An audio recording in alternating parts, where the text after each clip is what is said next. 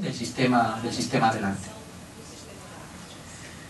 Para que el arte y la política de movimientos pudieran anudarse de nuevo mediante prácticas de colaboración, fue necesario volver a imaginar dispositivos de articulación que fueran sofisticados en su concepción, aunque sencillos y eficaces en su efectuación. Uno de esos dispositivos fue el taller colaborativo. Un taller colaborativo no consiste, por supuesto, no consiste en el lugar donde un artista inventa o imagina cosas para sí mismo y de una manera pretenciosa, considerando que a los demás les van a interesar. Es fundamentalmente un lugar donde los especialistas en la producción simbólica enseñan a quienes no tienen quizá formación en tareas de comunicación, o sea, no es un lugar donde los especialistas, en la producción simbólica enseñan a los iletrados en tareas de comunicación cómo realizar buenas imágenes publicitarias de sus causas políticas. Conviene detenerse un instante en dos aspectos importantes para entender cómo se conforma el taller colaborativo como herramienta de articulación del arte y los movimientos sociales, tal como a mí me parece que se configuró como una herramienta crucial en la década de 1990.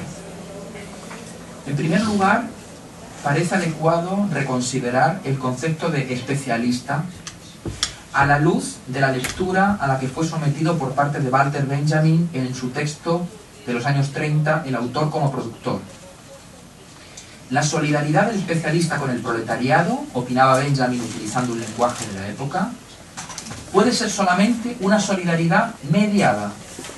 Es decir, para poner al servicio de un movimiento social las herramientas y los conocimientos que son consustanciales a una tarea social especializada, puede ser el arte, puede ser el diseño, puede ser la comunicación, puede ser la danza, lo que resulta imprescindible es, decía Benjamin, adaptar el aparato de producción. Adaptar el aparato de producción.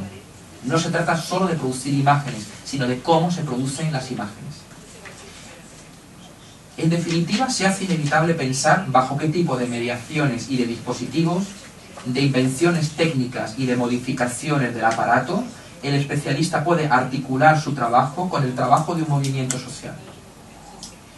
Segundo punto, en segundo lugar, hay que entender la manera en que las prácticas artísticas colaborativas tuvieron que actualizar a través de esas adaptaciones del aparato de producción, de esas nuevas mediaciones, de esos nuevos dispositivos, cómo tuvieron que actualizar los principios de la pedagogía social emancipatoria.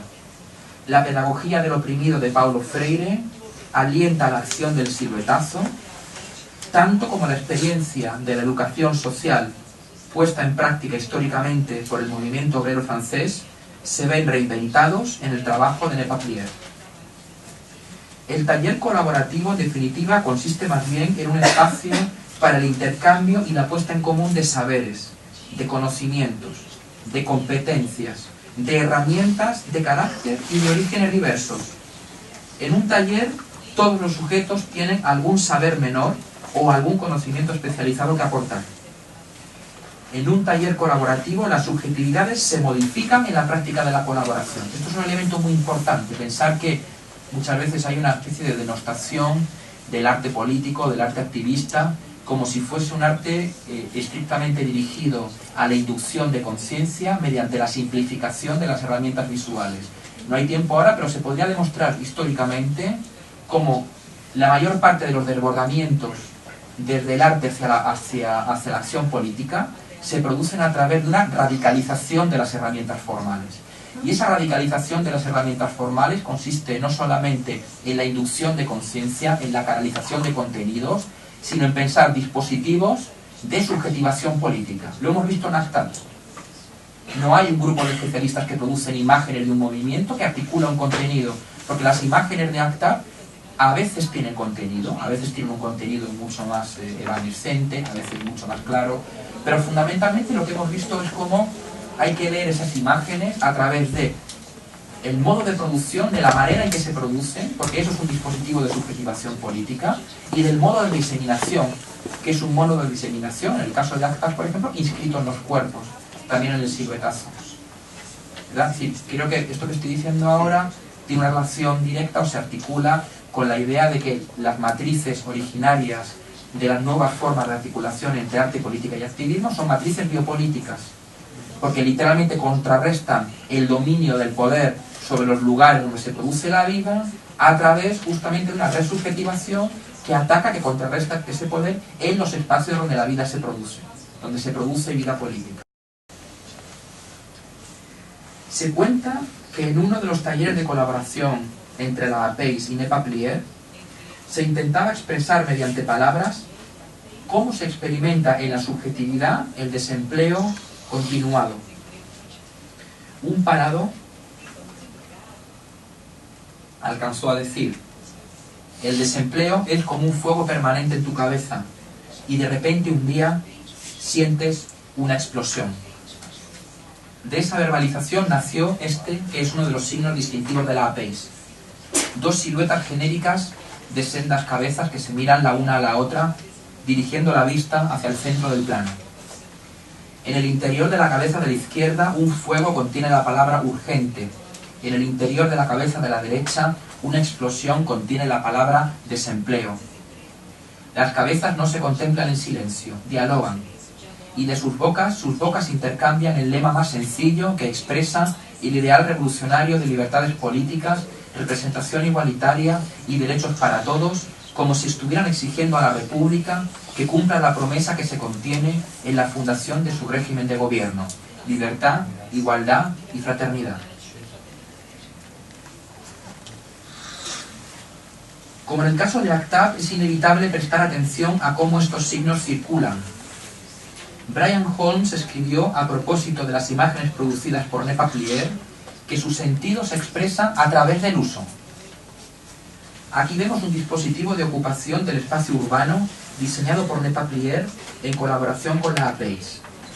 Se trata de dos grandes paneles sostenidos sobre ruedas, dotados por tanto de movilidad.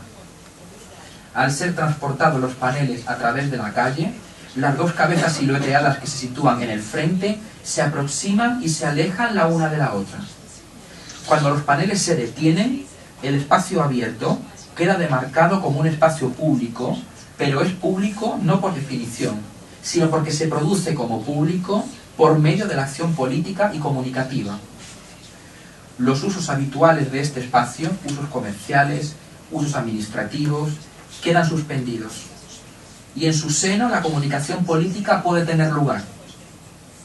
Las paredes interiores muestran murales y gráficos con información que pone en relación, por ejemplo, la experiencia individual del desempleo con las políticas económicas nacionales y los procesos de globalización neoliberal, de tal manera que cada sujeto aprende a entender su condición, su problema, entre comillas, no como un problema personal, no como un problema psicológico o subjetivo, no como una incapacidad, sino el problema que vive como el efecto de una estructura política, de un sistema. Las personas pueden comenzar a dialogar dentro de ese espacio, tal y como sugiere la entrada señalizada por las dos cabezas silueteadas. Lo que preserva y garantiza ese espacio de diálogo es justamente la toma de la calle mediante un dispositivo para la acción directa colectiva.